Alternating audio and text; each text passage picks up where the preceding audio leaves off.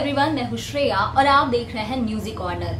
Social media platforms जैसे कि WhatsApp, Facebook, Twitter और इंस्टाग्राम को बैन करने की खबरें सामने आई, जिसमें ये कहा गया कि भारत सरकार द्वारा 26 मई 2021 को ये सोशल मीडिया प्लेटफॉर्म्स बैन किए जा सकते हैं।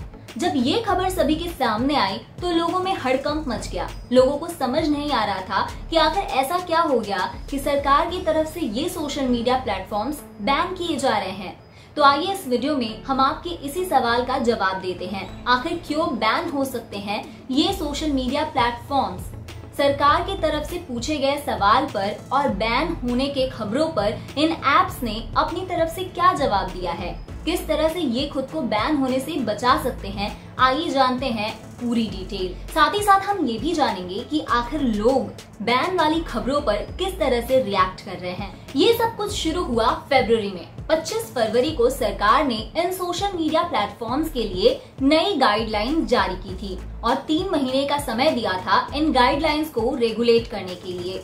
लेकिन 3 महीने बीत जाने के बावजूद भी फेसबुक, ट्विटर, व्हाट्सएप और इंस्टाग्राम ने सरकार की तरफ से जारी किए गए इन गाइडलाइंस को फॉलो नहीं किया और रेगुलेशन में नहीं लाया। यही वजह है कि सरकार उनके खिलाफ कड़े एक्शंस ले सकती है, यहाँ तक कि इन एप्स को बैन भी कर सकती है। अब इसके बाद ये जानना बहुत जरूरी है कि आखिर सरकार की तरफ से इन एप्स को कौन से गाइडलाइंस दिए गए थे।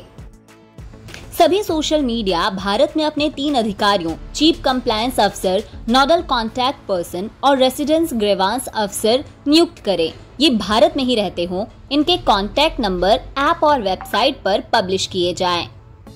ये प्लेटफॉर्म ये भी बताए कि शिकायत दर्ज करवाने की व्यवस्था क्या है। अधिकारी शिकायत पर 24 घंटे के भीतर ध्यान दें और 15 दिन के भीतर शिकायत करने वाले को बताएं कि उसकी शिकायत पर एक्शन क्या लिया गया और नहीं लिया गया तो क्यों नहीं लिया गया।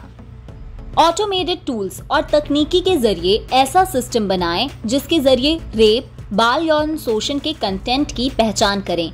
इसके अलावा इन पर ऐसे इन्फॉर्मेशन की भी पहचान करें जिसे पहले प्लेटफॉर्म से हटाया गया हो। इन टूल्स के काम करने का रिव्यू करने और इस पर नजर रखने के लिए भी पर्याप्त स्टाफ हो।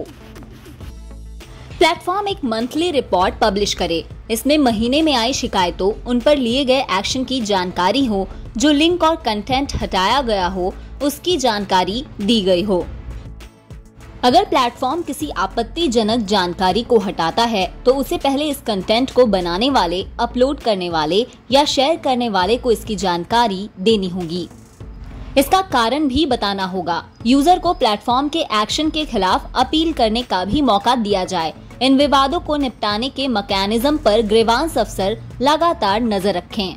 इन गाइडलाइंस को समय पर रेगुलेट ना करने को लेकर इन एप्स ने सरकार को क्या जवाब दिया है, आइए जानते हैं। सबसे पहले जानते हैं कि फेसबुक ने क्या कहा। इस गाइडलाइन की डेडलाइन खत्म होने से पहले सोशल मीडिया जायंट फेसबुक ने अपने बयान में कहा है कि वो सरकार की नई गाइडलाइन का सम्मान करती है और इसे लागू करने को लेकर कार्यरत है।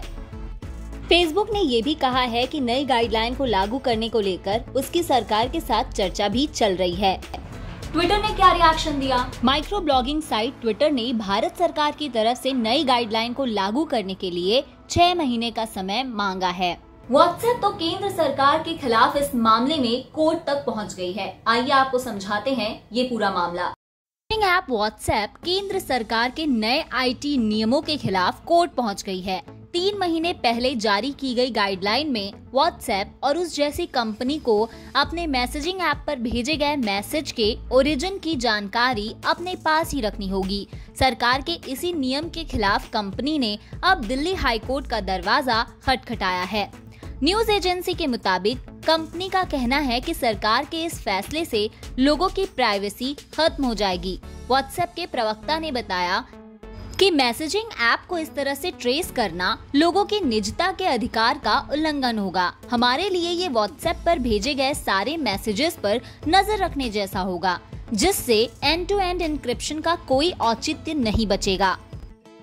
अब आइए जानते हैं कि लोगों ने इंस्टाग्राम, फेसबुक, व्हाट्सएप और ट्विटर के बैन होने पर किस तरह के रिएक्शन दिए हैं।